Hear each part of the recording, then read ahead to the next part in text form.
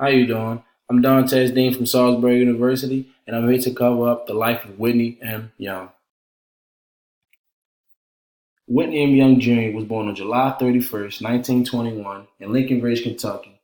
A middle child with two sisters, his mother was a teacher and his father the principal of a Lincoln Institute, which is an African American prep school. He attended Kentucky State Industrial College before working as a teacher himself and then serving in World War II overseas, where he acted as a bridge between black and white servicemen.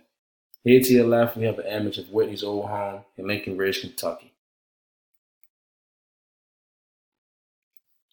Young received a Bachelor of Science degree from Kentucky State College for Negroes in 1941. Here to your right is an image of Whitney M. Young's memorial.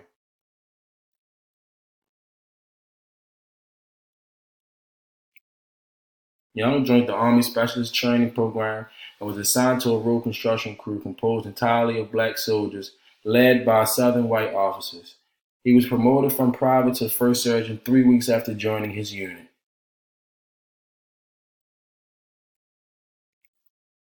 After World War II ended, Young attended the University of Minnesota, where he earned a master's degree in social work.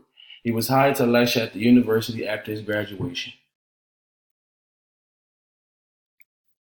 Young then served as director of the National Urban League branch in Omaha, Nebraska in the early 1950s. In 1954, at the age of 33, Young was named Dean of the School of Social Work at Atlanta University.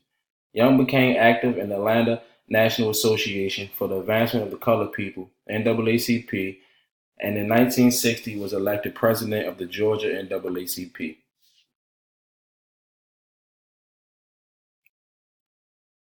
In 1961, Whitney Young was named president of the National Urban League. Young came to the helm of this organization during the early years of civil rights protests across the nation. He took over an organization that had not veered from its original purpose to help black migrants from the South find jobs and aid while they adjusted to their new northern industrial surroundings. Young transferred the League into a major civil rights organization. He called for a domestic Marshall Plan, a program to get rid of poverty and deprivation among African Americans like Marshall Plan that had been launched to reconstruct Europe after World War II. Young also initiated the Urban League Street Academy, an alternative education program to prepare high school dropouts for college. Whitney Young's programs for the interrogation and racial justice were explained in two books he authored: To Be Equal in 1964 and Beyond Racism in 1969. Young also increased the budget of the National Urban League and created thousands of new jobs for African Americans. He also took part in several major civil rights demonstrations, including the March on Washington, August 28, 1963. Under Young's leadership, the National Urban League received grants from the government and private sources to work on projects such as job trainings, open housing and minority executive recruitment. Also, Young served on numerous presidential commissions. In 1967, President Lyndon Johnson appointed him as a member of an American team to observe elections in South Vietnam. Young disagreed with Johnson over foreign policies and joined the campaign against the Vietnam War. He argued that it was diverting badly and needed funds from the domestic programs for the poor.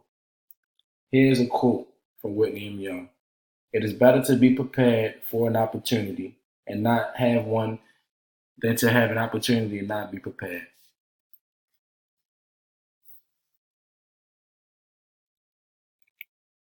Politically screwed and aware, Young had access to the U.S. presidential office and was close advisor to Lyndon B. Johnson.